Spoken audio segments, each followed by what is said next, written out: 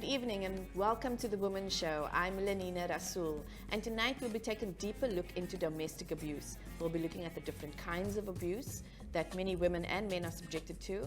And after the break, we'll have a panel discussion with various stakeholders who work both in the field and policy and research to find out what is available for victims of abuse and what processes need to be followed.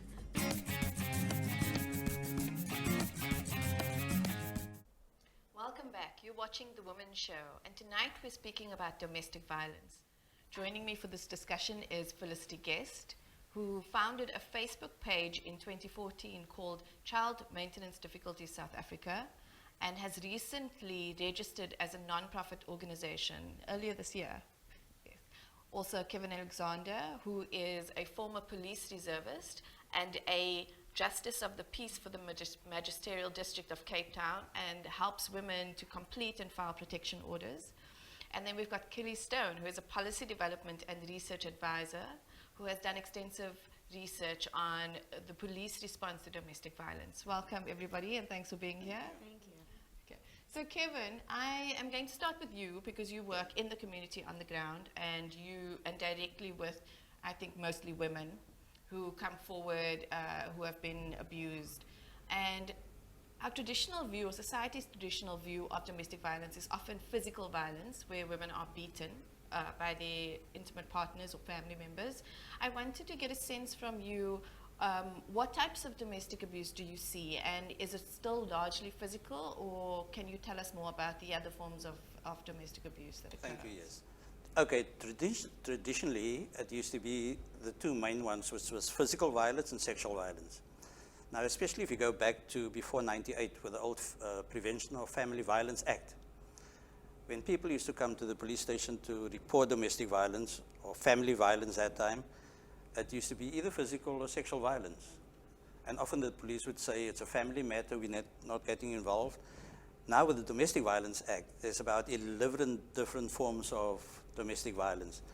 So now, since then, with all the awareness programs that's going around, in the past, women were not sure what they were subjected to, if it was really violence, should they talk about it, so they keep quiet, because it can be embarrassing, and they don't want to be compromised.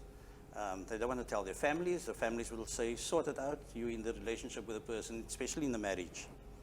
But since then, what we see nowadays is the women come forward and they know they are being abused emotionally, psychologically, verbally, but especially there's one form of abuse, financial abuse. And I'm glad Felicity is here, because in domestic violence, the financial abuse is often used as leverage to manipulate the situation, where they will withhold maintenance or withhold money from the person, and indirectly also the children get abused when maintenance are being withheld. So definitely all forms of abuse are now taken note of. So Felicity, let's come to you, because Kevin mentioned financial abuse. Could you give us a brief description of what does that look like? Traditionally, it was described within a relationship. So it would mean that normally the woman was not allowed to work, or it was dictated where she worked. Then her salary was put into a joint account. No say over expenditure. Assets are not put into her name, and often debtors, her name is used to purchase stuff, so the debt is accumulated in her name. So even if a woman is working, should the relationship become toxic and abusive, it becomes very difficult for her to extricate herself from it, because if she's got children, her first thought is, how am I going to support my children? And most women end up staying in the relationship just to be able to provide the basics to their children, which is shelter, education, food, and medical care. So they end up staying in the relationship. And then post-relationship, if they do manage to get out of the relationship, marriage or cohabiting, then the most impactful way to still punish them or control them is by withholding finances. and that is through maintenance. And although women aren't protected through that, because we don't have any rights in terms of maintenance, it's our children that have rights, but they don't have the ability to go and enforce those rights. So we say women generally because that is the majority. There are men who go through exactly the same thing. So when the woman is trying to have the maintenance enforced, one, she is further subjected to having to interact with the abuser. So often they put off going to get maintenance because they know that they're going to have to face the abuser again. And then often they bring legal representatives with, so they don't just get intimidated and bullied by the ex-partner, but it's like a tag team, because often they just sit there and it's the visual impact that they have while their lawyers are doing all the talking and the bullying. And often women just walk away from it, or they just emotionally break down and they forget what they meant to say. Often they know what to say, but in those particular situations they forget what they have to say. Kivi, can I just come to you? So from a policy sort of point of view, I think Felicity and Kevin both mentioned how the law has changed over the years. Could you give us an indication of what protections are, let's say, legislated and are supposed to be in place to protect women? Sure. Well, the Domestic Violence Act is quite clear in terms of placing a series of affirmative obligations, specifically on the police. And there are three primary obligations that the police have in response to a complainant, which is a complainant has the option to lay a criminal charge against her abuser, his or her abuser, also to file a protection order, or to just get access to information around safety.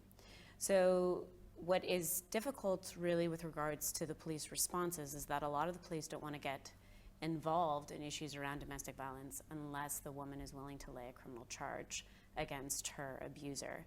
And oftentimes we see that women don't, and I'm speaking women generally, it does happen with men, that women don't necessarily want to lay criminal charges against their abusers. They just want the behavior to stop. And then the police kind of have a bit of difficulty understanding, well, then what are their obligations with respect to that? And that's where we do see a lot of failure with respect to SAPS's duty to really enforce their obligations under the DVA, and puts a lot of women at risk. Can I just ask then, so there seems to be a gap there. Massive. And so if we do not want to lay criminal charges, are there other things that either SAPS or the women can do? So this is, the DVA, when it sort of was enacted 20 years ago, it was sort of lauded as a really progressive piece of legislation, specifically because of all the affirmative obligations that were placed on the police. But now we're seeing that it's actually quite limiting in terms of the options that are then available to victims. And if we really want to promote a victim-centered approach, we need to recognize the complexity of domestic violence, and we need to empower victims to have a full range of choices in terms of what they want. So the DVA kind of forces people to engage in the criminal justice process in dealing with domestic violence when they may not necessarily want to. And this is sort of where a lot of the emphasis now is on how are we going to increase access to victim-centric services that are not just about shelter, but that are actually around family mediation, getting perpetrators access to anger management and emotional support and psychological and trauma counseling, so you can intervene before the violence is really escalated to the point where you actually do have to get the police involved. So there are a series of options that should be available, but the extent to which they're adequately supported by the state in terms of infrastructure and funding and financing, and just making sure they're available and visible in communities. Oftentimes people go to the police because they're the only visible service provider in the community, and then the police don't always know what to do if the victim doesn't want to engage in the criminal justice process or lay a criminal charge. So it's quite, there's a lot of area for reform and improvement. So I know that one of the aspects of the Domestic Violence Act is the provision for protection orders. And so, Kevin, since you assist women, how does that process work? And also, I just want to specifically ask, if you are still married, because I've heard this, women who are still married, they've encountered violence in their relationship, they take out protection orders without getting divorced. So it becomes almost like a preventative mechanism. Yes. Have you seen that happen? Yes, And yes, yes, definitely. How does the protection order process work? Okay, the protection order is, first of all, if I can just go back on what Kelly was saying, in the Domestic Violence Act, there's certain elements of domestic violence that stand alone. They are not actual crimes on their own. If you take things like psychological abuse or stalking and things like that, the police are sort of not sure what to do when people come and say, this guy comes and he sits in front of my house all the time and things like that. But if you take out the protection order, it protects you against that. Now, if you don't comply with the protection order, that then becomes a crime. Okay. So that can be held against the person. But we do get women who come to the police station, for example, let's say on a Friday evening, to complain that I'm busy going through this divorce and my husband is beating me up, and say, okay, do you want to open a case? And she agrees. And you take a statement, and then later on the evening you go down to the house and you go and arrest the husband. Now the woman tells you, officer, is it okay if don't arrest him, just give him a fright. Because he must go to work on Monday. Right. So that also gives the abuser some leverage. And now the police leaves, and the abuse becomes escalated. Because now you've gone to the police, so now you'll see what I do to you, type of thing. So yes, the protection order is quite a simple process, but people become despondent. It's a document to be completed. You need to write, the victim needs to write a statement of what happens, the frequency of the abuse, and whether there are children involved in the abuse, whoever is affected during the abusive relationship. That document then goes to court, to the clerk of the court, who gives it to the magistrate to see, okay, this person qualifies for a protection order in terms of the DVA. And then an interim protection order is issued to the person. The court keeps one and gives the person 2 copies. One is for the victim, and one she has to take to either sheriff of the court, or which is normally the police station. To take it to the police station, who will serve a copy of the protection order on the perpetrator. So it's a fairly simple process, but along the way, people get tripped up by the system. It's either the police or the court, the clerk of the court, things like that. Okay, I just want to come back to Kevin. You said that many times women don't know what they're going through is abuse. Yes. And so I'm coming back to Felicity, because one of the least spoken about forms of abuse, and especially in the media, etc., is financial abuse. So how is, with the research that you've done and the engagements you've had, sort of the state's response to financial abuse, what have you seen there? Do they know that it is abuse? Mostly no. And this is from magistrates all the way down. I mean, I've had an attorney who has told me that a magistrate threw a protection order application back at her and said, what is this economic abuse? There's no such thing. That's one instance. My own situation is where I have a protection order for economic abuse. And he has been arrested once, and 4 years later, when I went to go and report that he had violated it, I was sent back to the magistrate's court to go and pursue it through maintenance. And one of the reasons I got the order under the Domestic Violence Act was because it had been abused for 5 years already. And that was my last hope. And also because the maintenance courts are so dysfunctional, that the urgency of my maintenance, which is not for me, but for a mentally challenged child who has no protection, and he depends on the money to secure where he lives. And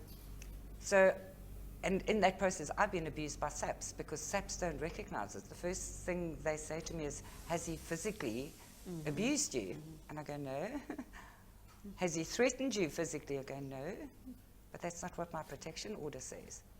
I mean, it went that far. When I told her that she'd been, that he'd been arrested before, she told me that I obtained it fraudulently. Oh. So creating the awareness is critical on all levels. And I think it's just because it's been so normalized. You know, so many people grow up under, with a single mum, and she's a hero. Because come what may, without employment, with maintenance, without, she's made it happen. Yeah. And the perturbing thing for me is that particularly men, well, it affects both genders, because the man sees his mom as a hero. So one would think that because he has seen how difficult it is for her, that he would choose to act differently. So often they perpetuate that because there's this disconnect. Well, she's a hero, and it shouldn't be. You know, one should see how unjust it really was. And for the women, it's so normal. Our mothers did it. That's true, and I often find a response from society. I find a response from grandmothers. So the men's mother who will say certain things. So one thing would be, I never asked for maintenance or extra money, you know, and there's also a perception that, a larger perception that I've seen throughout my life growing up is that the money is not for the child, but it's for the mother of the child. And anything the woman does to sort of claim the money, the maintenance, is spitefulness. Like literally, these are terms that are bandied around all of the time. But I just want to interrupt what people miss is that it is a tool to punish the ex-partner, but the impact is on the child. And our Constitution says very clearly the best interest of the child is paramount. And that is to its rights to basic things: education, shelter, food, schooling. And without finances, and those that unfortunately they depend on a social grant of 430 Rand a month, do not. So it puts them at huge risk. So it puts them at physical risk where they live, and often they don't have other choices but to stay surrounded in abuse, but also at the risk of being abused. You know, just people who live in townships with having to access toilets, those having to leave at 4 o'clock in the morning to go and get transport. We hear this. This is where women are raped. This is where women are so vulnerable.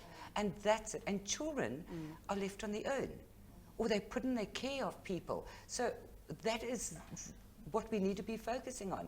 That the maintenance or the money is the means to that. So we can't look at it in isolation, because this is pushing women and children into poverty and putting them hugely at risk. And that is abuse. If you cannot feed a child or intentionally not provide for the child's basics, it is abuse. Okay. So Kelly, I'd just like to come to you. Before the break, we were speaking about we touched on sort of police responses in specific cases, and how they don't recognize certain forms of abuse, or that they're not sure what to do when women do not want to press criminal charges. Are some of those responses consistent with what you see in your research? And what were like the biggest issues that women experienced, or that you found people experienced when they approached the police? Well, I think that, you know, sort of across the board in all sort of various state actors is that there's not a common understanding of what domestic violence is. And you see that amongst police officers. Some police officers understand conceptually what domestic violence is and the various forms in which it can take place. Other police officers do not understand. And so when you walk into a community service center, you are going to be at the mercy of whoever is taking your complaint, or whoever you're talking to, in terms of what is their level of understanding of what domestic violence is, and do they recognize the type of abuse that you're articulating as domestic violence. And then that in turn will inform the way in which you then navigate the police. So what we're seeing first and foremost is sort of systemic lack of understanding around domestic violence and the various forms it can take across the board at every level of policing, from your constables up through your station commanders. We also see that a lot of police condition their willingness to assist victims on that victim's willingness to engage in the criminal justice process. So their willingness to lay a criminal charge. The idea that I'm going to help get you access to safety, irrespective of whether or not you want to lay a criminal charge. Some police officers don't understand. They think the only way I can actually assist you is if you're willing to lay a criminal charge.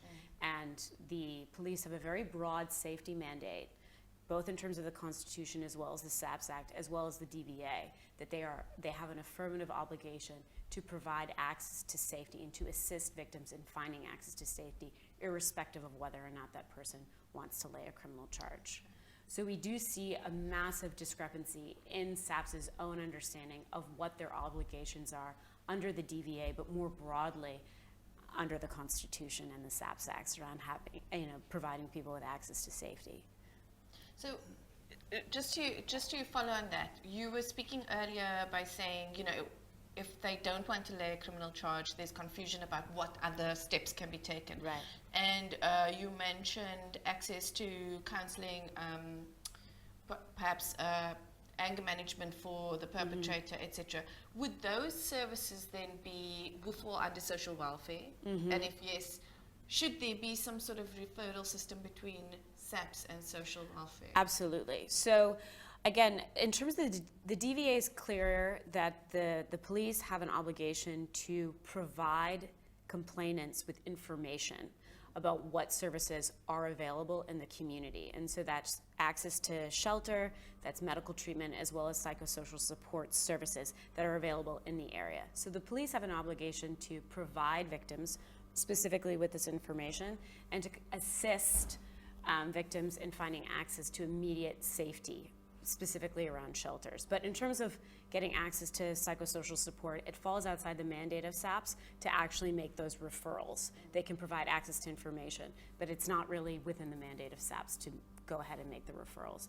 But we do see, from a practical standpoint, having referral protocols in place at the station is essential to making sure that people can have agency over the way in which they want to navigate the different options that are available to them. So in certain stations, we do see the victim-friendly rooms kind of being the place at which those referral mechanisms or referral protocols are then being actioned upon.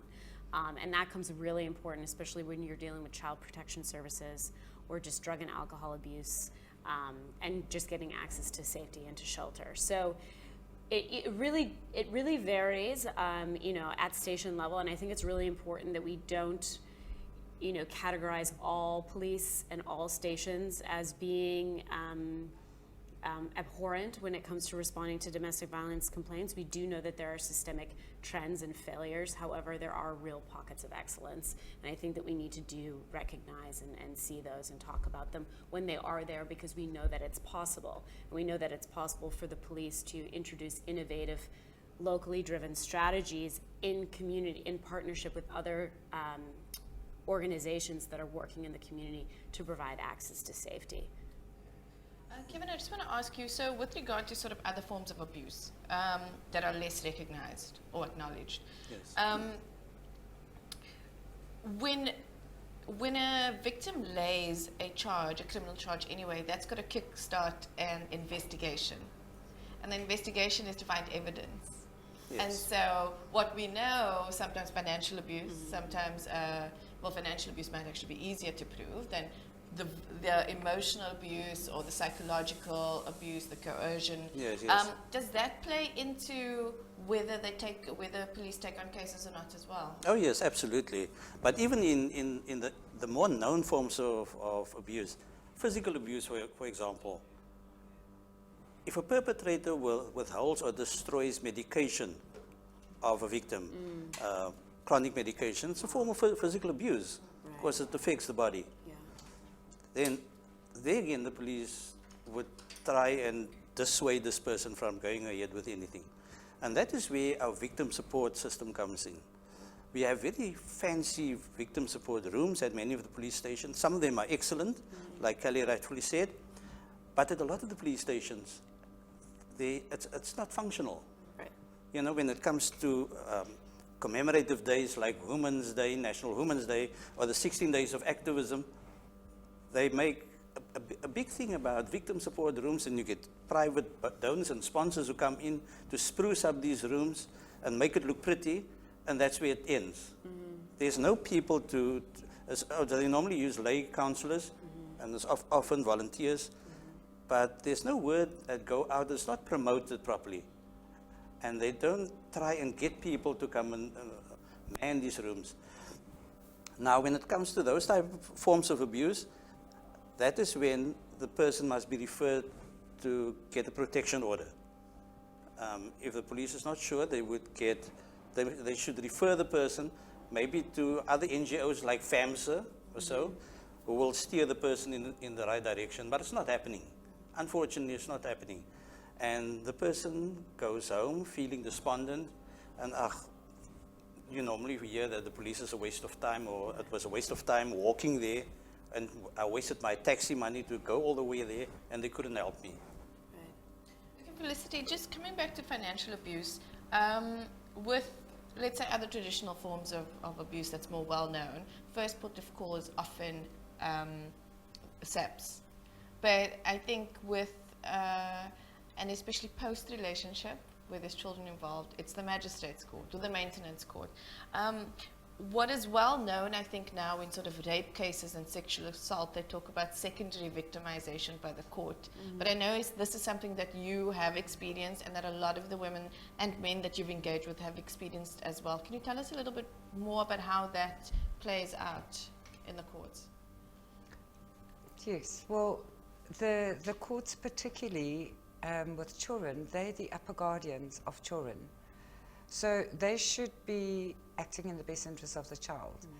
And our experience is that from the moment you put your foot into a maintenance court, your dignity is affronted, because you are treated with such disrespect. And then with the maintenance clerks, they almost diminish your experience and the validity of your concerns, or trying to impose it, particularly if women have, for example, got different fathers for their children, or if they have they want an increase, if they've remarried and they're still trying to pursue maintenance, and it's not based on the Maintenance Act or legislation at all. The opinions seep in very strongly at that point. And the women almost just want to get up and walk out. Yeah. So they're unnerved already at that point. And then it very seldom is concluded on the first appointment, so then it's postponed because the required documents are not brought with, or the person hasn't arrived. Then you go to the maintenance officer, and it's exactly the same thing. There seems to be very little sensitivity. They should be trained to pick up subtle forms of abuse that are going on between parties. And they then should, like they do in mediation, is have one person in the room and ask the other person to be removed from the room, because this is a mediation process, essentially.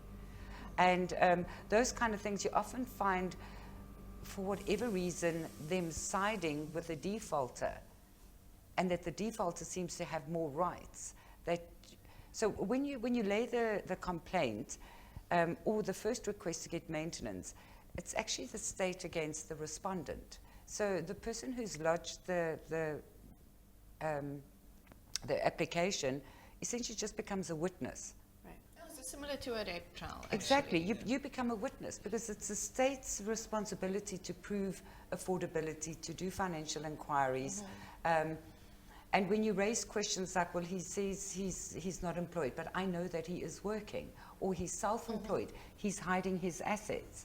And they go, well, you go and find that proof, or you go and find the person. And then it's postponed again.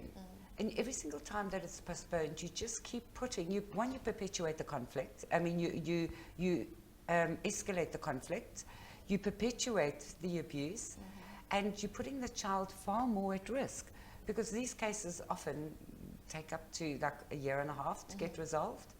But a lot of the responsibility is then placed on the person who initiated the claim, right from getting the documents. Because when you lodge the application, it is the state's responsibility to go and serve it via the sheriff's office. They have a contract. They're appointed by DOJ, and they have a contract to do that. But whether it's to save costs because their budgets have been cut, they then place the onus on the complainant to go and serve those documents. And I mean, when they're in a different province, how do you do that? How do you get there? For people who have resources, or they can still go, well, I will then courier it directly to the sheriff, or I'll send it to a friend who will go and have it served for me. But even if it's in the same area, you are going to the abuser and you're bringing SAPs with you. And a lot of my members have been threatened at that point. And they say, well, I really don't want to carry on with it because he's already threatened me again. And then if they don't arrive at court, you've got to go through this whole process all over again. And that's why women just go emotionally, I can't deal with this anymore.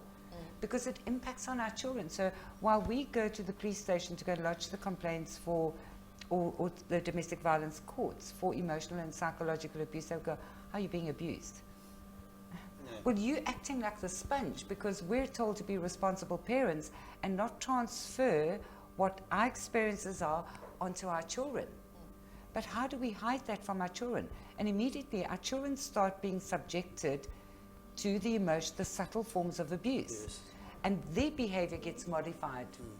And therein lies the cycle And and the there goes knock-on the cycle. effect. So they start saying, oh, well, it's okay, my mother's being abused and she hasn't really done anything. They don't understand that she's just reached the end, and for her own survival, that she's brought it to an end.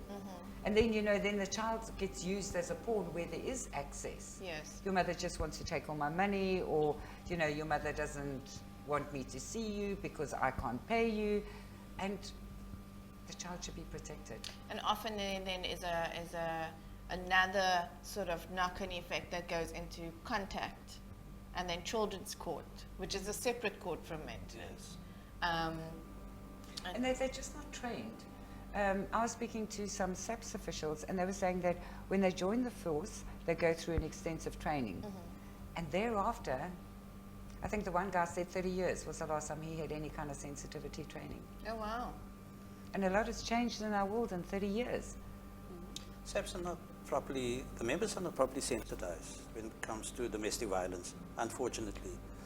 They're supposed to have these refresher courses to sensitize people, but 4 weeks afterwards, it's back to square one again. But I think they should also have debriefing, because I mean, they themselves are exposed to so much trauma that it's quite understandable that they become desensitized. So when they're dealing with rape and physical violence and murder, and you come and go, well, I've been psychologically, emotionally and financially abused, I go, well, whoopee for you. You're lucky you're still alive, kind of thing, It's like it's not that bad syndrome. Yes, so it's minimized. And they themselves are either perpetrators or victims of domestic violence. And and this is in the courts as well, yet we're going there and expecting them to be neutral, unbiased, focused, and resolve this. So here's a question then. If we're looking at sort of different forms of abuse, let's say we were speaking earlier about social welfare, which is Department of Social Development.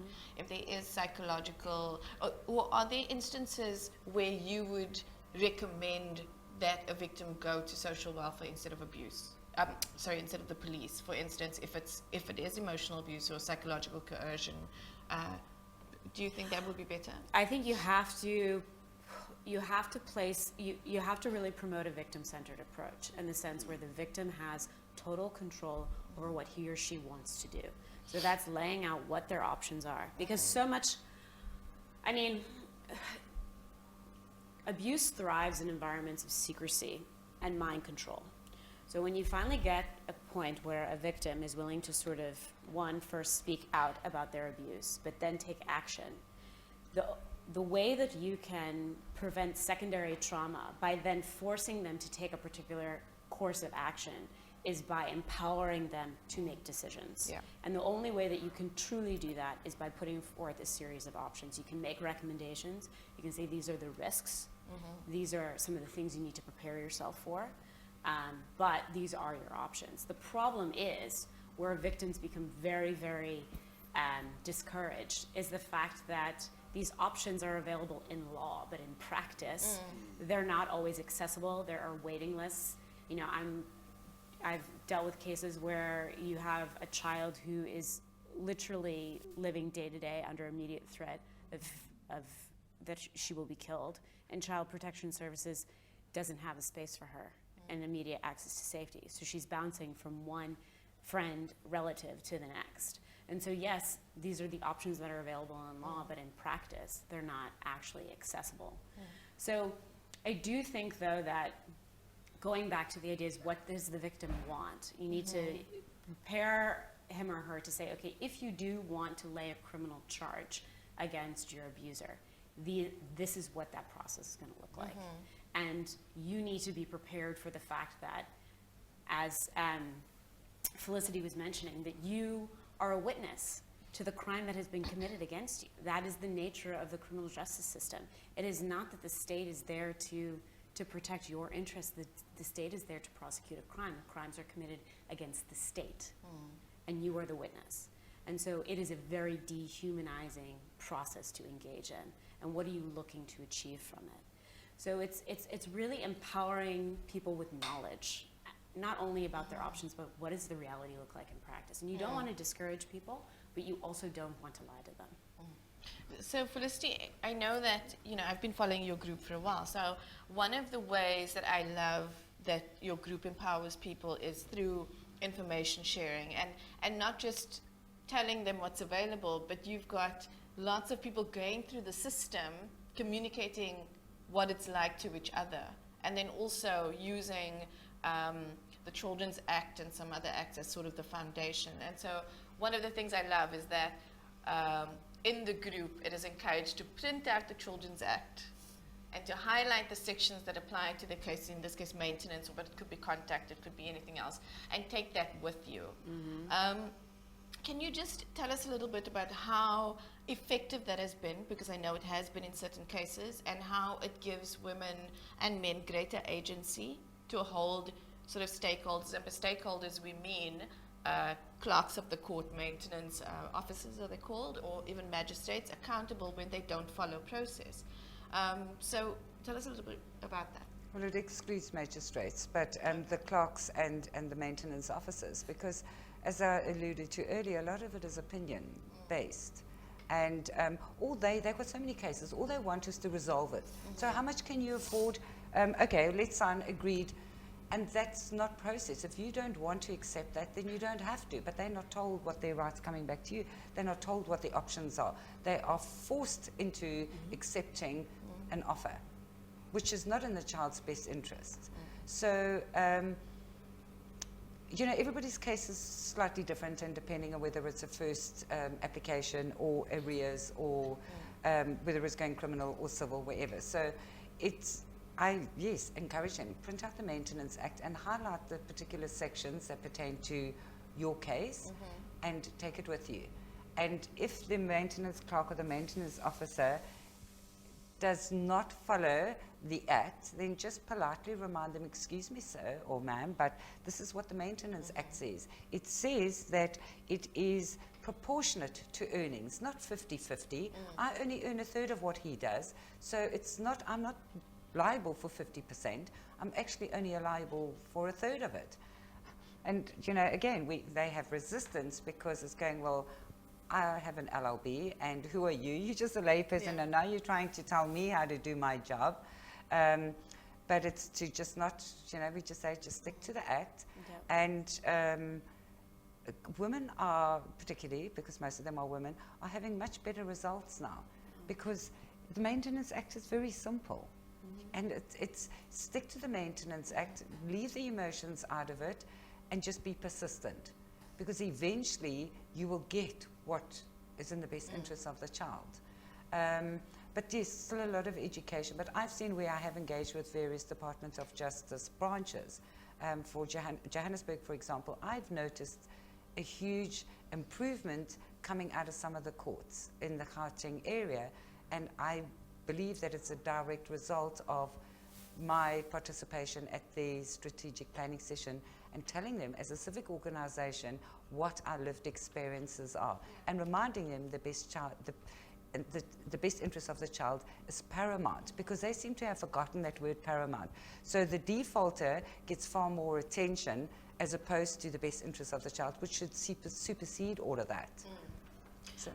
Kevin, just coming to you, do you think a method like that could help with domestic abuse also, giving women a bit more agency by giving them more access to sort of information about the different types of abuse, what it is? And I'm seeing someone printing out the Domestic Violence Act and taking it into the police officers. Yes. Do you think that's a good idea? Yes, definitely, because I already started making like a summary of the Domestic Violence Act. It's like 2 pages, so that people have a better understanding of, and I even tell people if they're scared or apprehensive to walk the court process, I will go with them and assist them, because the next time around will be easier for them. Right. But there's that fear of the unknown, having to face a magistrate. Exactly. And things like that put people off. But the awareness, if people are educated properly, it takes that fear away. Yeah, well, that's what led to me doing those brochures, because there's just financial abuse prior to me realizing what a problem it is. I mean, financial abuse was not really spoken about in the mainstream. Yes. And because of the work that, has just been consistent in raising the awareness, and that is why I did that, because that is directly linked, the financial aspect is directly brought into the Domestic Violence Act, because the Domestic Violence Act, most of the brochures just mention like a one-liner economic abuse. Yeah. But there I've related it to the psychological, the emotional, the harassment, all of the different aspects. So that, at least they can take that with them. Yes. Look, it doesn't have all the details, but it's a guideline for them to go and educate the person, and that's invariably what happens. Is everything is an educational process. Yeah. And I find what you just said, Kevin, so important, because what I have found in my research is that it's like the legal system is completely removed from our lives. It's this closed system, and it is extremely intimidating to go, even the thought to go and engage with this system that you know nothing about, besides what we see on TV, which is not even representative of how things are in South Africa. Yes. Are there any last words or pieces of advice that you could give to women, and just I think in your respective roles, that women can take forward if they find themselves in situations, if they're being abused, where they should go, anything that can give them a little bit more agency to report it? Felicity, can we start with you? One, I think, is to know that you're not alone, and that there are thousands of people who have walked this journey, and that access social media, look for information, speak to people, because as Kathy said, the first thing is to recognize that you being abused, and then to expose it, but to self-care in it, and look for the support, because it's a tough journey to walk on your own, whether it's emotional, psychological, financial, physical, sexual. It's an incredibly taxing journey, and if you've got some support, you're more likely to go through with it, as opposed to just dropping it. And I just believe firmly that we have to report these things, and we have to follow through in spite of how difficult it is, because if we don't, we are by default going, well, it's okay to carry on. Thank you. Yes. Kevin? Yes, I agree with what Felicity is saying. Women must not give up. They must empower themselves. Once a woman is empowered, she will know what to do, and must be encouraged and motivated to not stop halfway. She mustn't stop halfway. There's enough information out there. It's just a matter of accessing the information. And also when it comes to the stakeholders like the police. A woman must learn to know her rights as a victim. When she goes to the police station, she can demand or ask at least, I want a female to take my statement. And not just over-the-counter statements in the charge office. I need to go to a victim support room. I don't feel comfortable talking to you in front of all these people. Those are the type of things they should be aware of. And then it becomes easier. Then it's less daunting. Yeah. Thank you. So, Kevin, thank you. Kelly, just a few seconds left. Sure. I would strongly encourage victims to learn how to articulate their needs and their desires. Because if you go into a police station and you're asking someone to figure out what you need, you are then putting them in a position of power to dictate what your journey is going to be like. So you need to really figure out, what do I need and what do I want, and how do I learn how to articulate that? The second piece of advice I would say is record everything. Every single interaction that you have with the police, whether it be good or bad, record it. If you are noticing that certain officers are more receptible, other officers are problematic, record it. Same thing with courts. And you need to start documenting these things, because then you have a body of evidence that is relied upon, which you can go and escalate. Thank you very much. I'm so glad you managed to bring that in there. That brings our discussion on domestic violence to a close. I'd like to thank our guests for being here. Felicity Guest from Child Maintenance Difficulties South Africa, Kevin Alexander, a Justice of the Peace and former police reservist, and Kelly Stone, a policy researcher who has done lots of work on domestic violence. Just to summarize, I think the three main points were: make sure that you get yourself educated and that you know what the law is and rely on that. You can insist on a female officer taking your statement and record everything. And that doesn't just mean record all the abuse, it means record all your interaction with all of the stakeholders as you go through your case. Thank you so much for joining us. We'll see you next week.